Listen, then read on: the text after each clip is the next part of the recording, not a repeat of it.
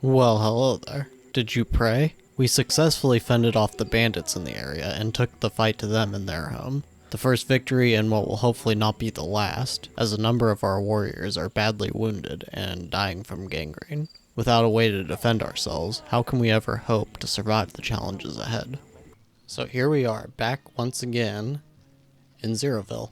And one thing I was looking at, because we have unfortunately some warriors that are about to die, I was hoping we could somehow, I mean it would be very close anyways, but I was very much hoping we could find a city that actually had the alchemy lab knowledge so that we could try to get it so that we could try to save our warriors in time. Would have been very unlikely anyways because they're going to start dying in just a day. They're going to get gangrene in 3.8 hours, and I think after gangrene it's about a day or maybe 2 days, and then they die. So it just appears that they're going to die. And that's super unfortunate. I didn't realize that so many of them got injured during the bandit raid, but that did happen. So I did look around, and none of them seemed to have it. Some of them did have alchemy labs, alchemy lab upgrade. So I don't know. I did look in the knowledge tree, and if you go down and hover over alchemy lab, it says the conditions for this book to appear in the Holy Caravan is herbalist is unlocked. So I don't know if that means that it also can't actually show up in their knowledge trees over here if you don't have the herbalist actually unlocked yet. It is possible, but if you scroll down and go over here, the conditions for this book to appear is building alchemy lab level 3 is constructed. And we don't have that, and there was like 2 different cities that had it. So I don't think that's the issue, but I don't know why there would be multiple cities that have alchemy lab unlocked, but not, or alchemy lab upgrade unlocked, but not the actual lab itself. It's possible they just lost the knowledge, but I have no idea. So it doesn't seem we're going to be able to do anything with that. We're just going to have to say goodbye. Say goodbye to Killer Lion the Second. I'm sorry, man. We tried. Enjoy your last rutabagas, and we'll never forget you, okay? Is Neva actually dying too? She is not. And she's got menopause. She's 41. She's one of our strongest, so I'm okay with at least having her survive. Happy about the visit. This guy doesn't seem like he's gonna die. He's just got like a regular wound. This guy's also gonna get gangrene, so we're gonna lose what looks like 4 people. Is this guy alive? We're gonna have to find him. Is he in bed here? Looks like he can't move, so he should be around here somewhere. Well, either way, it looks like we're gonna lose 4 or maybe 5 people, so that's a thing. Now we're also going to need to figure out a better place for these lumber mills. I was thinking over here, just because we probably won't have to move them again. They can just kind of move their way out here slowly. Maybe down over here would be better. It needs to be somewhere close to at least a couple dormitories, because hopefully they will be the ones that end up working it. And then Sadibor won't have to come all the way out here every time to inspect it. Maybe down over here. It's not too far away from the dormitories. But I think this is probably a little bit closer. Maybe. Yeah, if we went right here. Yeah, if we went right here, I think that's probably the best spot. Because then they can kind of move their way into all of this. Okay, so we're going to probably move these lumber mills down over here then. And we'll try not to knock anything down. In so doing, we didn't do that there. Okay, that's perfect. Let's do the same thing on this one.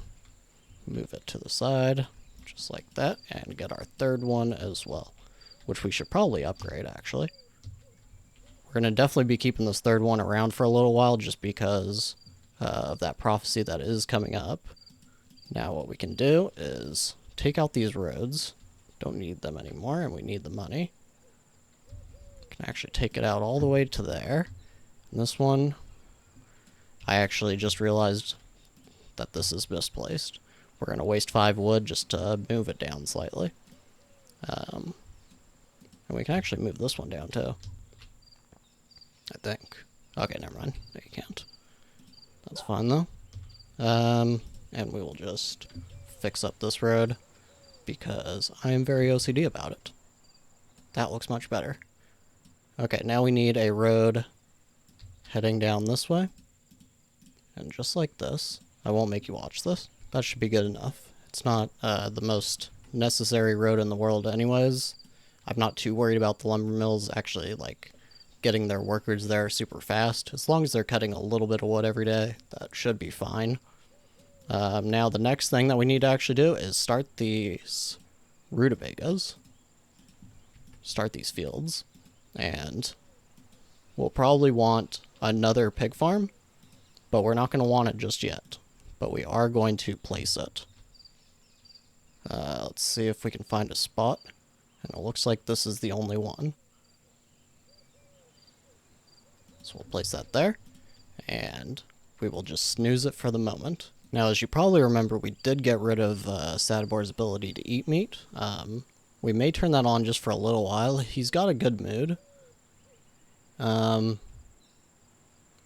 But we don't really want him getting sick from the rutabaga. I don't think he won't die, of course, because of the knowledge that we have. But I think it does affect them in other ways. Let's see. Somebody here has rutabaga fever, obviously. Is it this person? Nope. Nope. I have no idea who has it. Okay, so this guy does have it. It's accompanied by sharp abdominal pain and can only be cured by prayer. Next stage is 5.5. And then it just goes away. So I guess the only thing is maybe it causes them to throw up at some point, and maybe that takes some time out of their day. I'm not sure if it does anything other than that. So maybe it doesn't matter if Sadibor actually gets rutabaga fever. I'm really not sure at this point, but we're just gonna let him at least consume meat because we have plenty, and at the same time, we're actually going to allow it to be sold here at the market.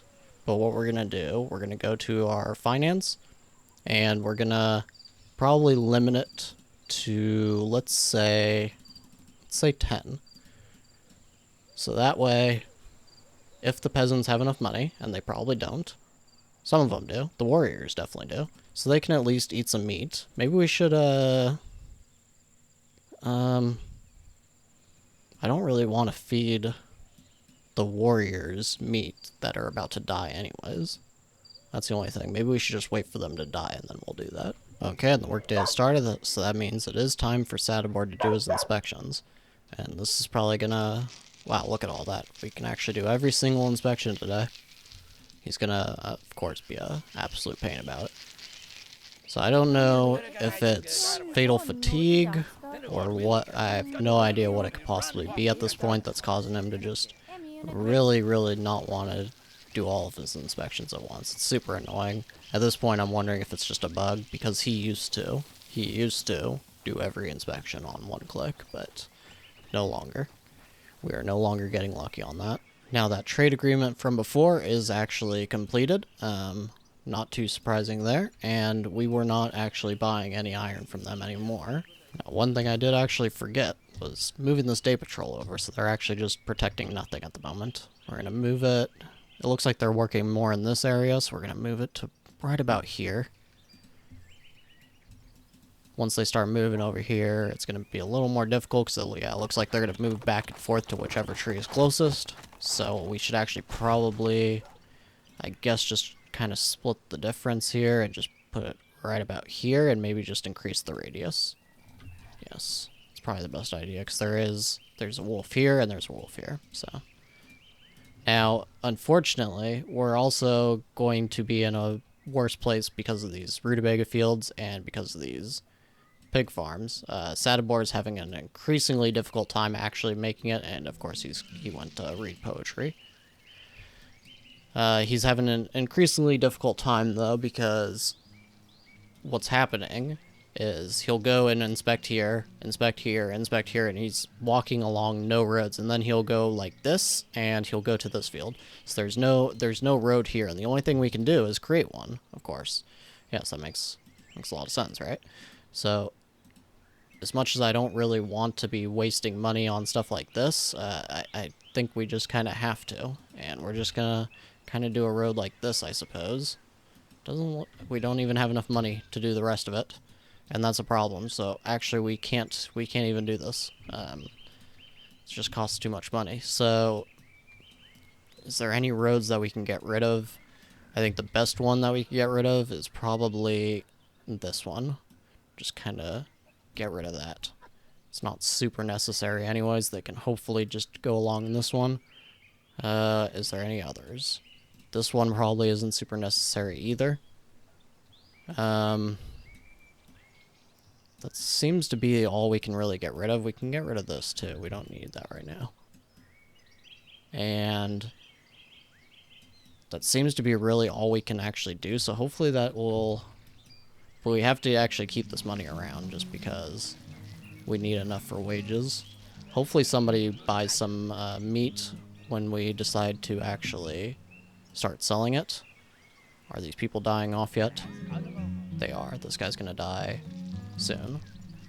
So we can actually just go ahead. I don't mind if we lose a couple of pieces of meat, as long as we get money back. So now, as you can see, we finally have enough jobs for all of our people. However, there are these prisoners that do not have enough work. And they're also super depressed because they just aren't allowed to eat, apparently. Or, wait, hold on, is that what's going on? No, they're severely hungry and homeless because there's no prison ward.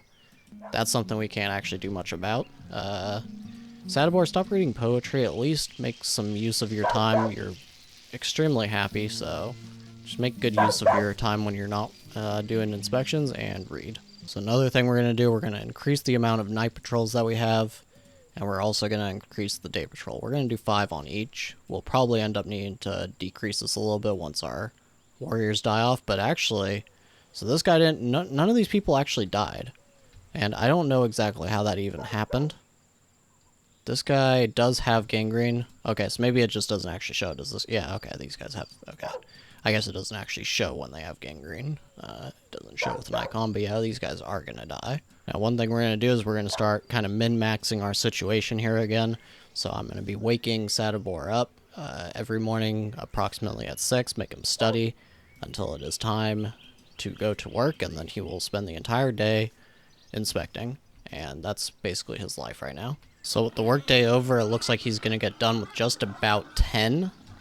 Yes, 10 exactly. And he has 21 total things that he has to manage. Now, today was probably the most inefficient day because he basically went over here, down here, then here, then here. Wait, no, actually it was here, here, here, here, here, here. And then he went up to the big farms. So it's definitely a super inefficient day. Tomorrow he should be able to, hopefully, does he need to do the brewery? Yes, he does. He'll need to do the brewery, the haul storage, so he'll probably go like this, and then up here, and yeah. So it won't be the most efficient day, but hopefully he can get through around 12 tomorrow. And then maybe we can actually get him to get some of this stuff done again, because the most efficient route, it seems like, would actually be for him to kind of go through here, go up to here, here, and then deal with the pig farms. I don't know if we will ever actually get situated to be working like that, but that would be the most ideal, because then he can take care of all this as basically one day. Maybe what we need to do is consider moving all of the farms over here, but it's going to take an immense amount of wood, because you can't actually move them, you have to dismantle them first.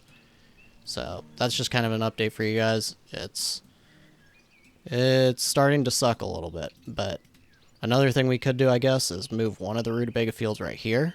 Maybe even move a couple of them. This spot right here is basically not going to be used. So having a couple of rutabaga fields here would absolutely not hurt at all. And we'll probably put one right here. And the next one right here. Can we fit another one? Yes. Okay. So this is actually looking like a pretty good option. We can put 3 fields right here. We're only going to build one of them right now. And if we built all 3, we could get rid of all 3 of these. And we can maybe place one more in this slot right here now. No, unfortunately that spot is now taken up.